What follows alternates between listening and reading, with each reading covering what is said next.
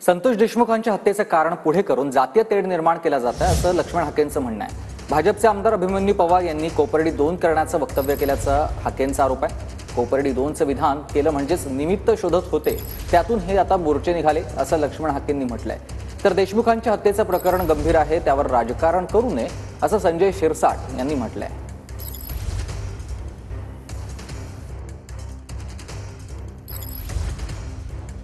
आज महाराष्ट्रामधली जी परिस्थिती आहे ही परिस्थिती पाहता आज आरोपीचं समर्थन कुणीही करणार नाही, आम्ही तर करायचा प्रश्नच येत नाही।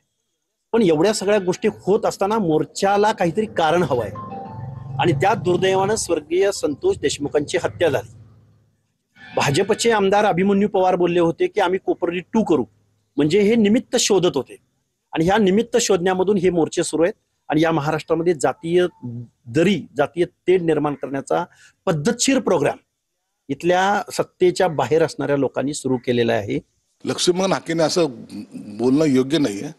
त्या देशमुखांच्या हत्येचं प्रकरण जे सिरियस आहे, गंभीर आहे, त्यावर सर्वांनी एकमत होऊन त्या आरोपीला, हत्याराला कसं शिक्षा होईल याकडे लक्ष दिलं पाहिजे।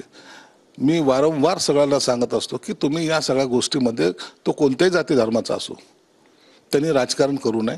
आता या गोष्टीवर त्याचं उत्तर तो सुरेश धस चांगल्या प्रकारे देऊ शकतो। मला या वादात पडायचं नाही, परंतु असं बोलणं योग्य नाही एवढं मी निश्चित सांगेल।